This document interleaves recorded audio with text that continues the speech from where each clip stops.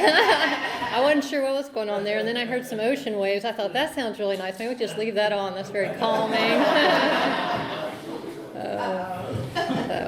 I'm Lisa McCaskill. I'm an alcoholic. And I thank Linda for asking me to come and speak. I had a really nice time coming and facilitating the inventory. It's become one of my favorite service commitments. It's just really neat to go and spend time with a group like that and get to know a group and hear all the great things that groups do that maybe my group hadn't thought about, and sometimes I steal some ideas and take them back with me. So thank you again for letting me come in and participate in that with you as well.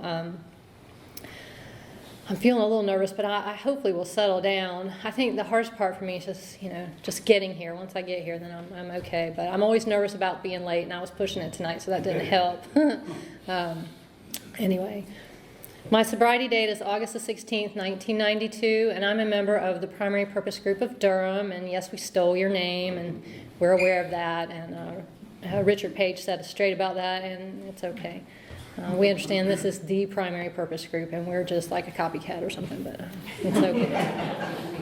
We're okay with it. I have a sponsor, and I sponsor others, and as Linda said, I've always been active in Alcoholics Anonymous because that's what I was told to do. I didn't know that it was an option. My sponsor didn't let me think that there was any other way to do it, and I'm very grateful for that today.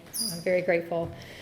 So I'm supposed to tell you in a general way what I was like and what happened and what my life is like today, and so I'm going to try to do that. I grew up with an alcoholic parent, and we all lived together for about the first 9 years of my life, so I saw what alcoholism looked like. I understood that my dad's personality changed when he drank.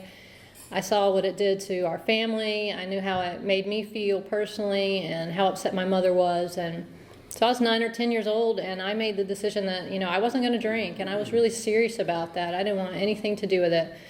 I went on and went to Alateen before I was even a teenager, and my mom gave me lots of great statistics about my chances of being an alcoholic. So I had, just lots of information about alcoholism and my potential to be an alcoholic, and I stayed with that resolution for the next 2 or 3 years, and during that time, a number of things happened in my life that were not pleasant, and I didn't know how to deal with any of that stuff, and some of those things I didn't even share with anybody, and so I just took all the emotions associated with those events and just sort of tried to shove them down inside and pretend like none of that stuff happened, and of course, that didn't really work. As a result, I became very depressed, and then I started junior high school, and I had a lot of just insecurity. I was very self-conscious. I was full of fear. I didn't feel like I fit in anywhere. I felt less than. And I look back on that now, and I think, nobody ever said or did anything that made me feel that way. That was all in my head that I created. People were very nice to me and wanted to hang out with me, and there was no reason for me to feel that way. It was totally irrational, but that's what was going on in my head, and that's what I thought the reality was. I sort of bounced around from group of kids to group of kids in 7th grade, trying to figure out where I fit in, and finally found some folks who were kind of like me. They either had an alcoholic parent or they were from a divorced home, and so I think we were just sort of, lost souls all trying to get through life together at that time. And they had already started drinking, and so when the opportunity presented itself, I just didn't hesitate to drink. I didn't stop and remember all those things my mom told me, or how I wasn't going to drink, or my chances of being an alcoholic. It's like I already had that mental blank spot that the book talks about where alcohol was concerned. And what I remember from that first night was just how great I felt. Alcohol freed me from all those negative emotions I was carrying around. I wasn't afraid. I didn't care what you thought of me. I was happy, I laughed, I had a good time. And so, of course, I wanted to do that again, because I wanted to feel different than I did on most days. And, so I was like 13 maybe at the time. I think it was right before my 13th birthday. And so I couldn't drink all the time, but I drank every chance I got. And when I wasn't drinking, I was thinking about drinking. So I think for me, I believe I was an alcoholic from the very beginning. I had the mental obsession, and once I started drinking, I could not control how much I drank. That physical compulsion was set off, and, I didn't know that then, but I didn't control my drinking. Other people controlled my drinking for me. My friends, I would frequently just get obnoxiously drunk, and they would cut me off and not let me have any more because I just wasn't fun to be around when I got that way. Until I was sober a while, I thought that I was able to control when I drank. But I know now that I didn't control when I drank either, that my circumstances controlled when I drank. My age and my mother, my friends to a certain extent, controlled when I drank. If it had been up to me, I would have been drinking all the time, I believe, because that's what happened once I finally got the freedom, is I was drinking all the time. But before then, so the next kind of big drinking event I remember happening, I'm staying at my dad's for the weekend, and I go out with my stepbrother, and we go to a party, and then we stop somewhere else, and then we pick up beer on the way home, and we're up to the wee hours of the morning drinking, and I get very sick, and then I wake up with my first hangover.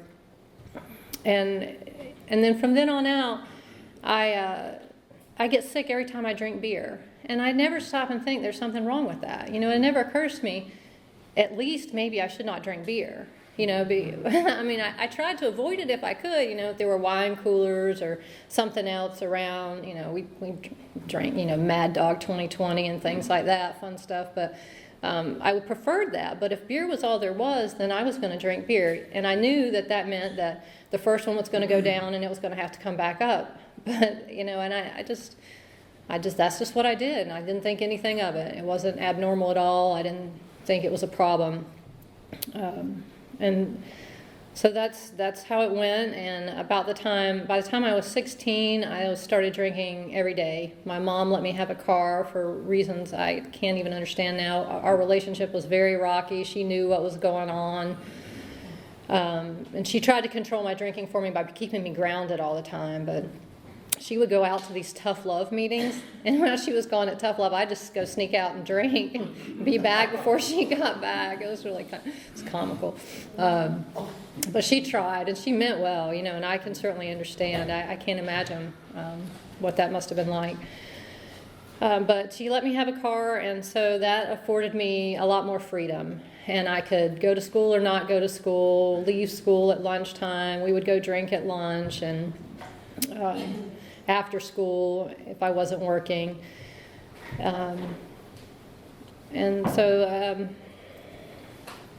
So daily drinking at 16. And then sort of the next step in my progression was blackouts.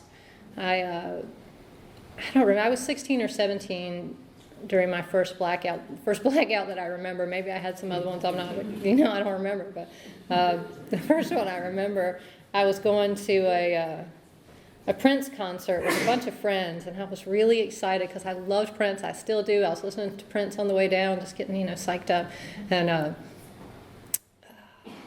I don't remember anything past the first song. I was drinking all the way up, and my friends got really mad at me because we were drinking. I had moved on to hard liquor by this time, and we were drinking vodka straight up, and I was just too drunk, and they were not happy with me. And I remember coming to and kind of wandering around the stadium. The concert, I think, was in Greensboro. I lived in Raleigh at the time, and then coming to in the parking lot and not knowing where my friends are, not really sure where I am, and just kind of wandering around. And this nice guy was a student at Carolina, and he offered to give me a ride home. And this is way back before the day of cell phones, so there was no way to really call anybody, but.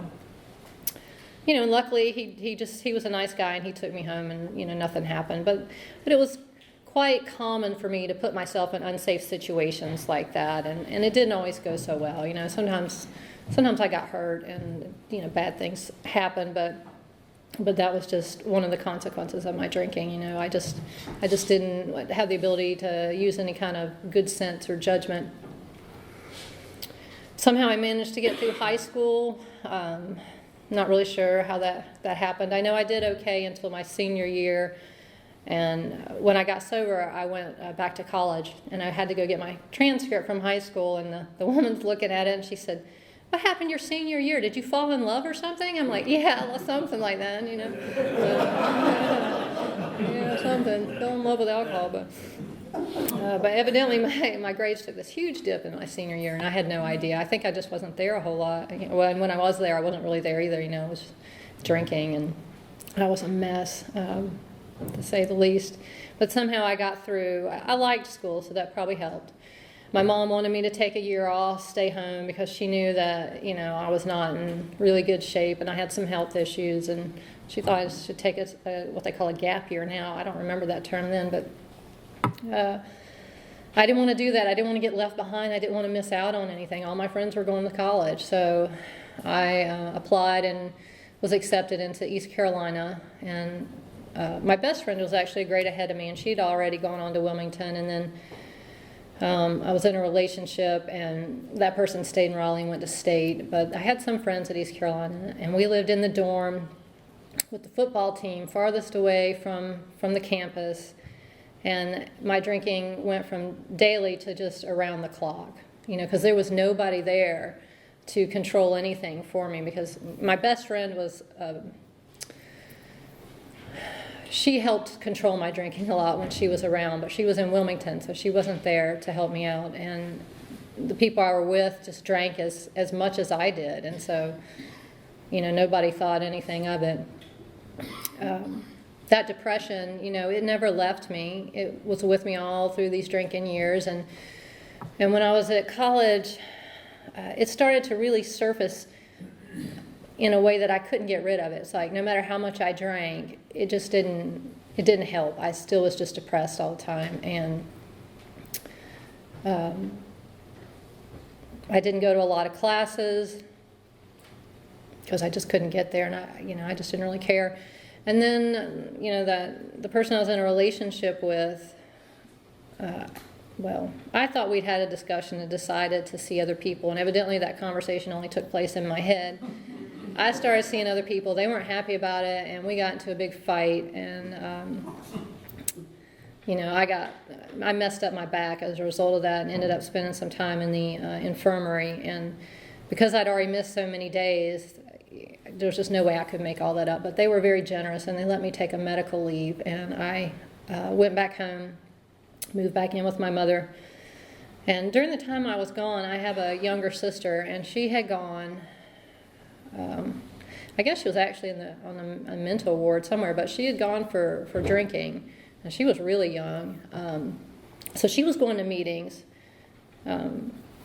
in another fellowship, and she kept trying to talk to me and say, maybe you have a problem, maybe you should go to these meetings with me. And it's like, no, that's not my problem.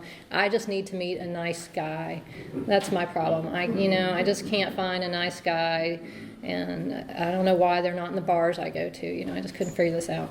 But that was what I thought was wrong. That if I just found the right man to be in a relationship with, I was going to be happy, and it was going to fix all my problems. And so I kept trying that, and I stayed really depressed. I was living at home. That didn't help. And I was 19 at the time, and I would go out drinking, and I wouldn't come home, and I wouldn't call my mother to let her know I wasn't coming home, because I thought, well, I'm 19, I don't have to report to you, even though, I'm living in her house. It would just kind of be common courtesy to do that. But that's just kind of my thinking, how kind of arrogant I was in my thinking at that time. And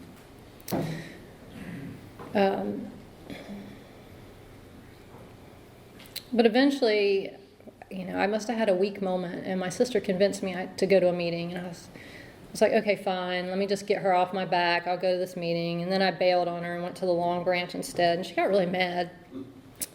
And my sister wasn't one to really get mad like that with me, and so I paid attention to that, and I decided to go to the meeting, and it was a speaker meeting, and I listened to the speaker, and I could relate to the speaker, and I cried. And they got to the part with the chips, and I wasn't going to pick up a chip.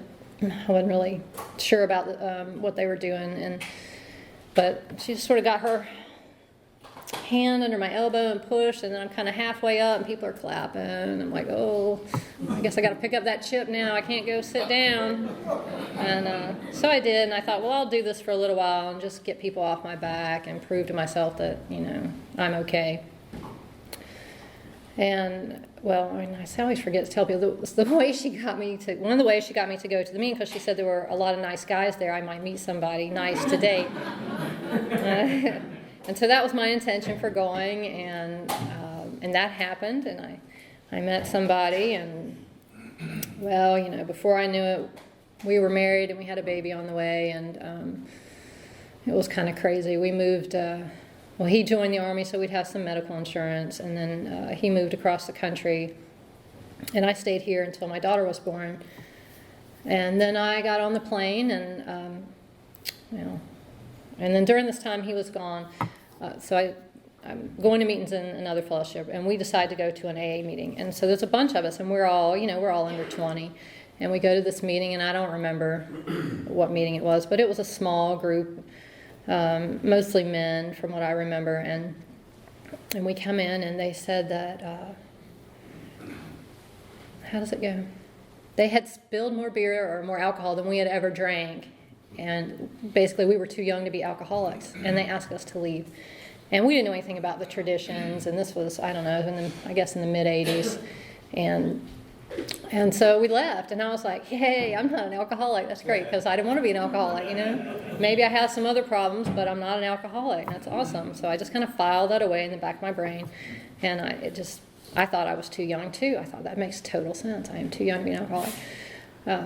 So then I'm on the plane, and I'm going out to Washington State, and this nice gentleman next to me orders a drink for me when the drink cart comes around, and I thought, oh yeah, those people at AA said I'm not an alcoholic. I think I'll just have that drink, and so I didn't, and I didn't want to be rude and turn it down, so I had that drink, and I didn't have any more, and I thought, see, I'm not an alcoholic. I had just the one. Well, I know today I didn't have an opportunity to have any more. Nobody offered me any more, and anyway.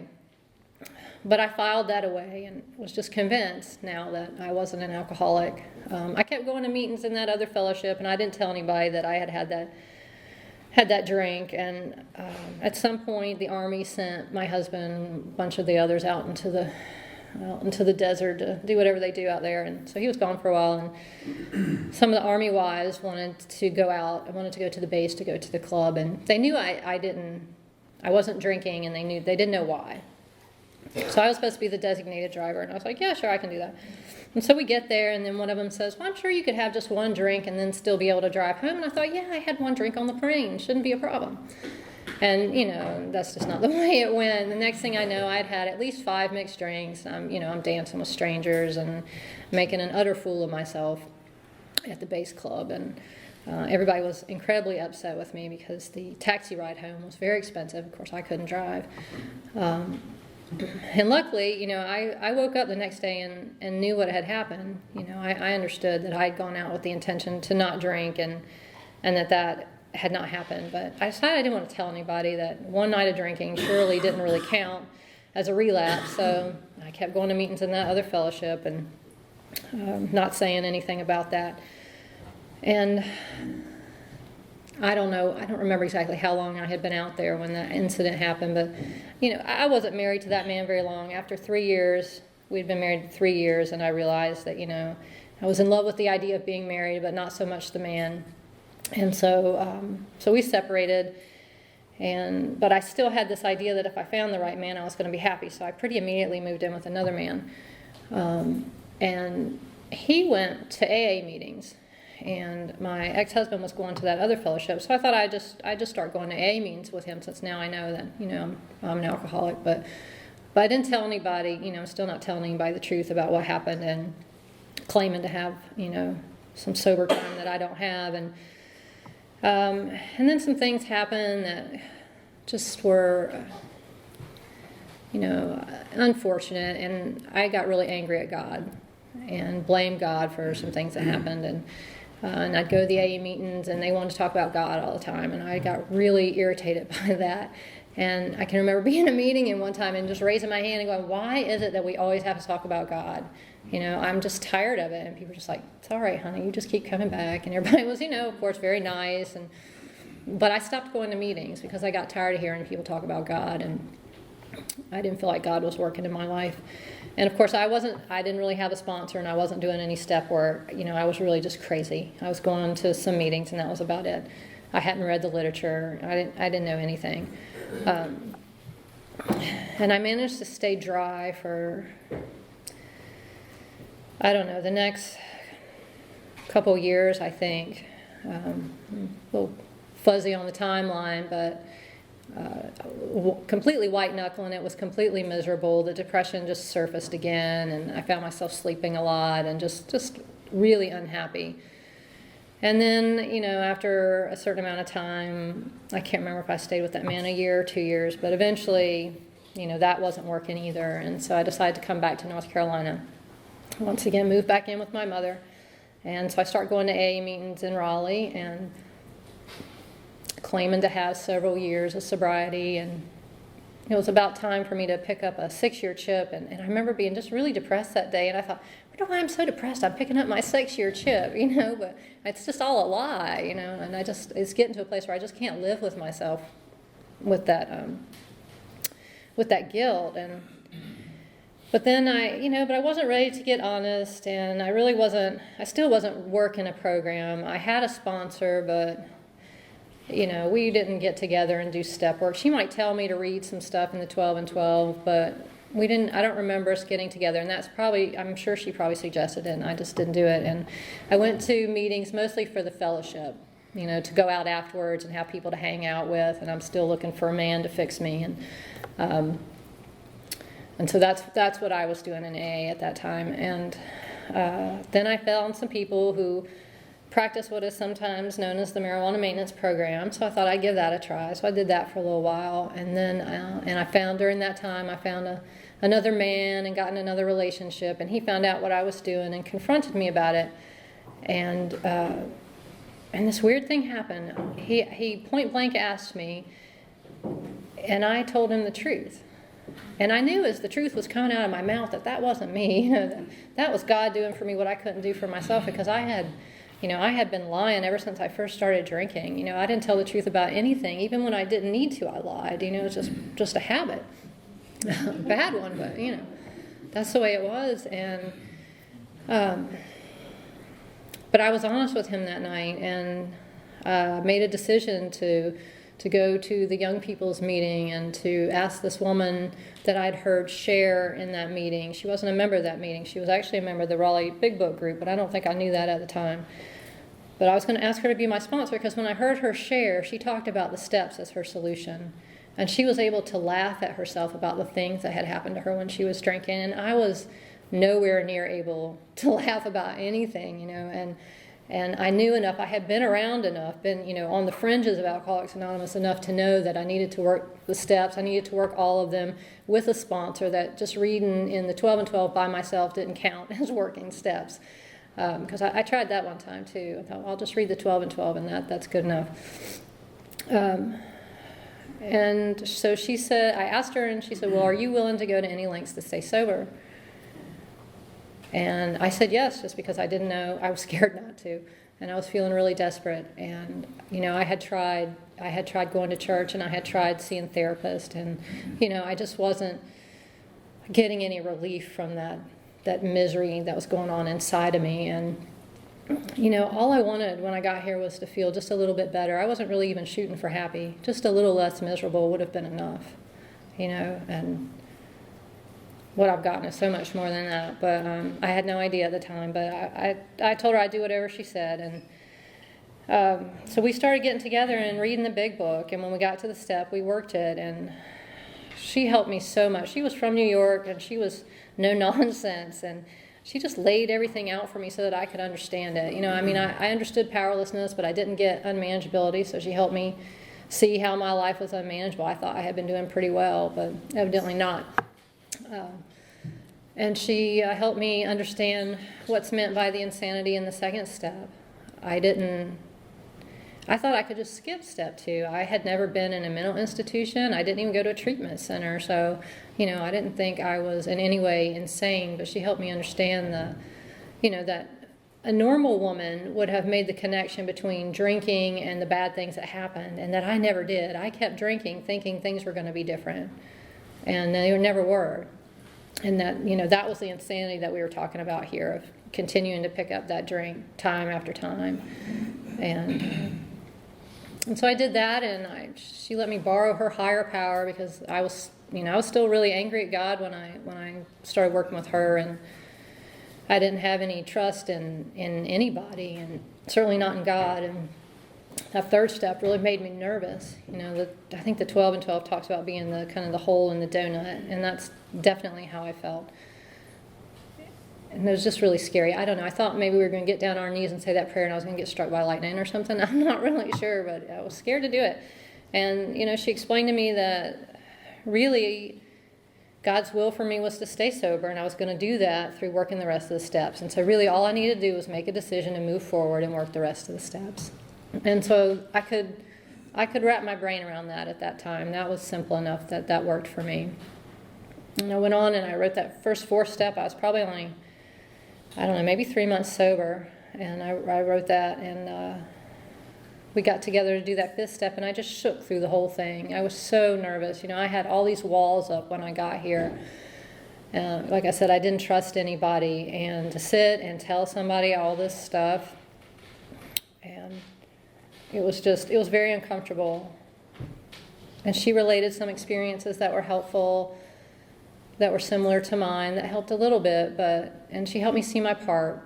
But I didn't have one of those experiences some people talk about where they leave their fifth step and they're just sort of floating, they feel really great. I didn't feel that way. I felt really vulnerable and exposed and raw and uncomfortable. And that's just my experience. And then when we... Then I went home, like the book said, to sit and make sure I was in a good place with everything, had that foundation. But I don't know what happened. Somewhere between doing that fifth step and us getting back together again to talk about the sixth step, I had rationalized and justified all that stuff up in my head again, and I was just convinced I didn't have any character defects. And so she started pointing them out for me so that I could see, and as they happened, she would go, oh, and that's that, and that's that. And I'm like, oh, ouch. And then they all started popping up in my face, and it became very clear. And, well, yeah, I guess it was clear. Then I ran into the problem of, some of those character defects I didn't really see as character defects. They were coping mechanisms that I had been using for a long time to survive, and I was not ready to let those things go. And, so I did the best I could with 6 and 7 the first time through, but it didn't really have any meaning in my life until later on in sobriety. And then with that 8-step list, again, I'm hung up because I'm thinking of myself. I'm still thinking of myself as the victim. It took me a long time to get out of victim mode when I got sober, but I was trying to make that list, and I just couldn't do it. I just really felt like I hadn't hurt anybody but myself. And then, I don't know. I went to enough meetings and heard enough people share. Eventually, things clicked for me. And reading in the 12 and 12 was helpful, because it really talks about what harm is. And I really never thought about depression oozing from every pore, as being harmful to other people. I thought, I didn't go around screaming at people. I didn't really hit people, although that wasn't really true. I actually did hit somebody, but I wasn't thinking about that at the time. But, I was thinking of these sort of like really big. I wasn't, stealing a whole lot, except from my mother. That didn't count. And, so that's kind of what was going on in my mind. I'm trying to think about this 8-step list. But finally it clicked, and I did that. And then once I got the list done, I was okay with making the amends, with moving forward with them and taking care of as much of that as I could. And then, I have to be honest and say I do not remember what she and I did for the 10th step. I just can't remember anymore. But I know with step 11, she had me from the very beginning. She said, you need to get up and you need to read step 11, that on awakening part, when you get up in the morning. And that's your prayer and meditation. You just turn the we's into I's, and that's your prayer. And I said, well, but I can't get to work on time now as it is. I just don't have time for that. And she said, well, I guess you better get up earlier then, huh? And I was like, oh, okay. So I did, and I'm so grateful for that, because that 11th step has really done amazing things for my life. I'm just really grateful that she got me in the habit of sitting still in the morning like that and introduced me to how to pray. And it's just incredible. And then, like I said, she had me involved in service from the very beginning. We go and we would pick up patients at ATC, and we did that for a while. And then somebody asked me to sponsor them, and I didn't want to do it. I didn't have time for that. And that woman lived in Wendell, and she didn't have a car, which meant I was going to have to go get her and bring her back to Raleigh and take her back to Wendell. And I didn't have money, and I thought, I don't have enough. I don't have the gas to be doing all that. And she said, you just need to trust God's going to take care of it, and just do it, and it'll be all right. And I did, and even though I didn't want to do it, I did it anyway, and it did. It all worked out okay, and it always has. I've been told whenever somebody asks me to do anything, if I can do it, I should just do it. And sometimes that feels a little overwhelming because my calendar gets really full with sponsees and commitments, and I start thinking, I can't do all this. And I talked to my sponsor today, and she basically tells me the same thing. She said, you don't know what you can do if you don't try. So just try it and see. And then you know. And it always works out. So that's how it goes. So I've always had a job in Alcoholics Anonymous. I started off as a grapevine rep at my first time. I joined the Raleigh Big Book group at her suggestion. And those people over there scared me. I don't know.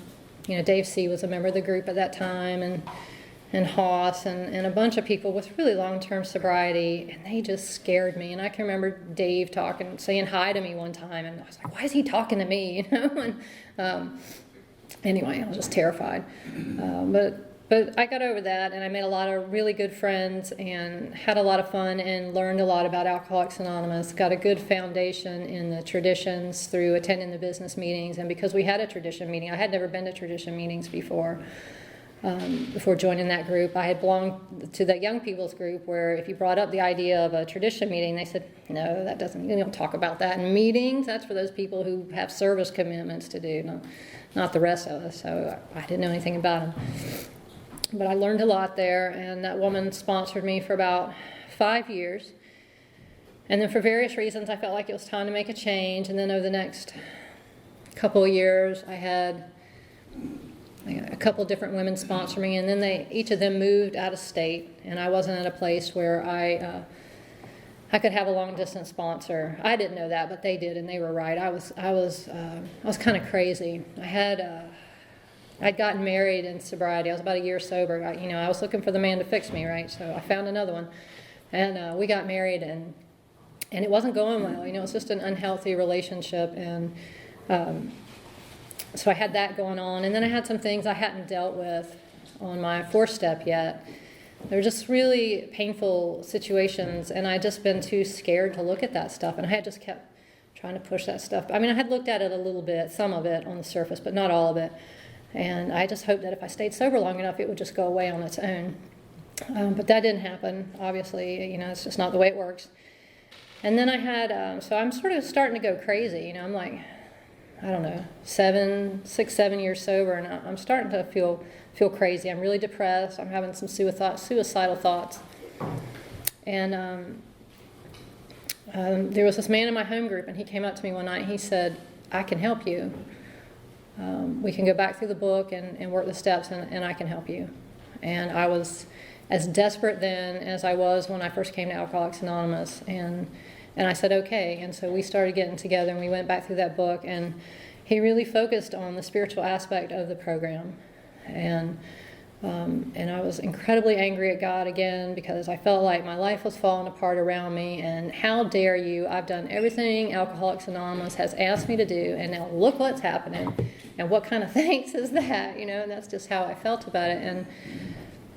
And what I couldn't see at the time is what I was going through was just going to turn into just this, an incredibly beautiful life, but I couldn't see it then.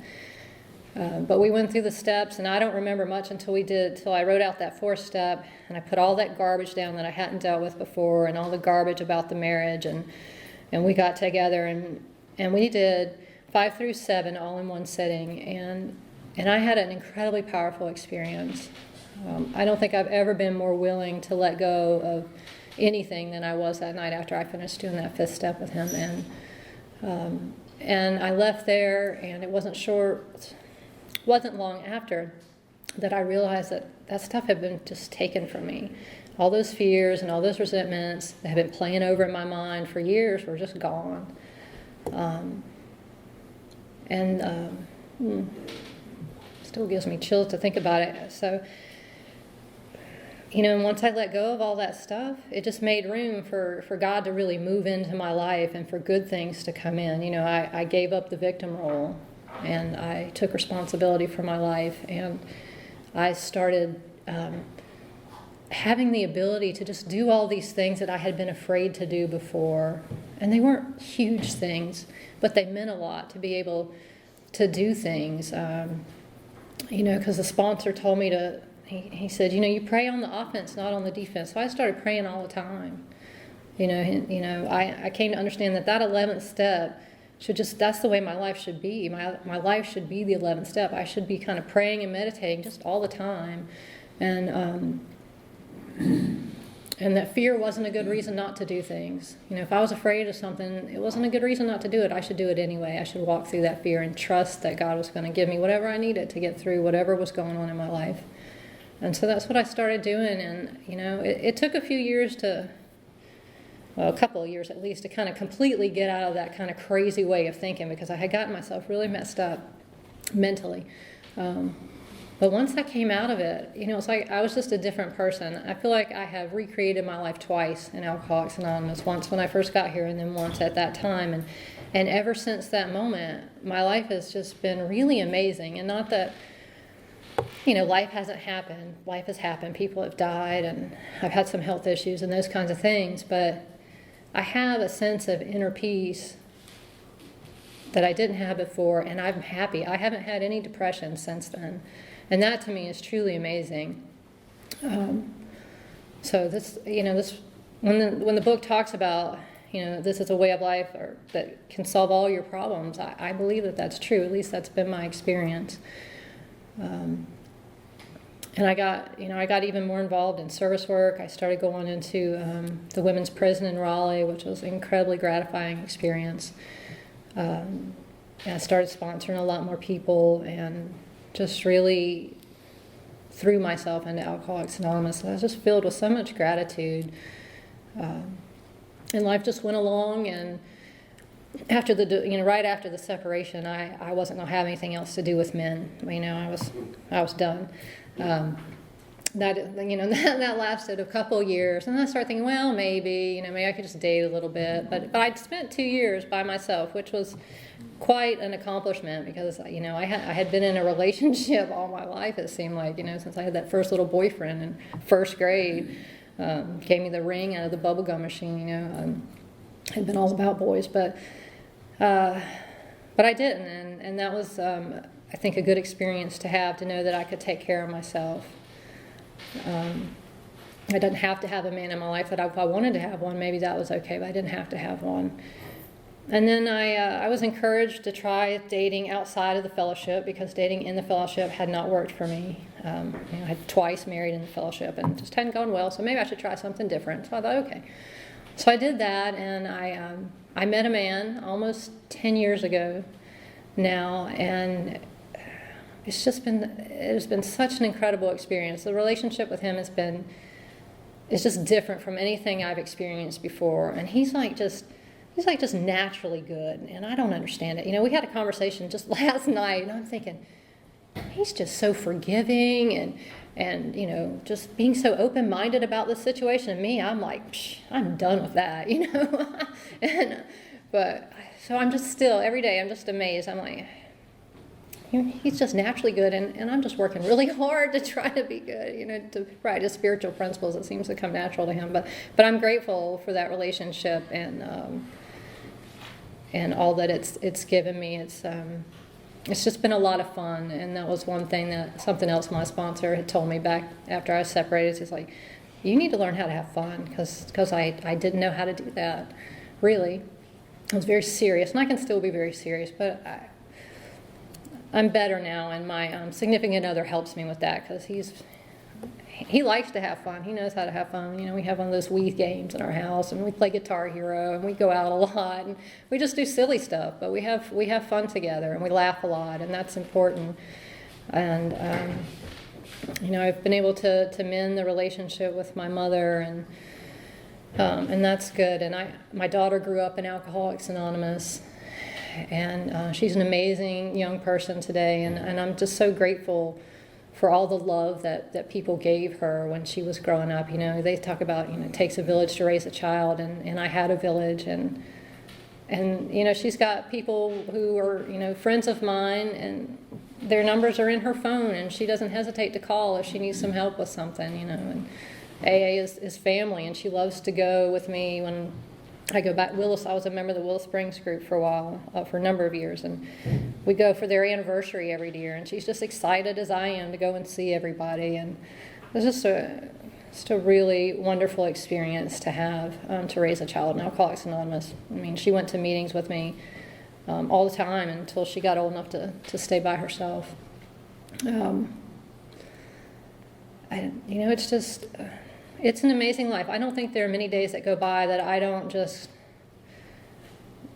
have a moment somewhere during the day where I just go, wow, I can't believe this is my life, you know. And it's not because of material stuff. It's just because of who I'm able to be today as a result of this program. So if you're new, I hope you'll keep coming back.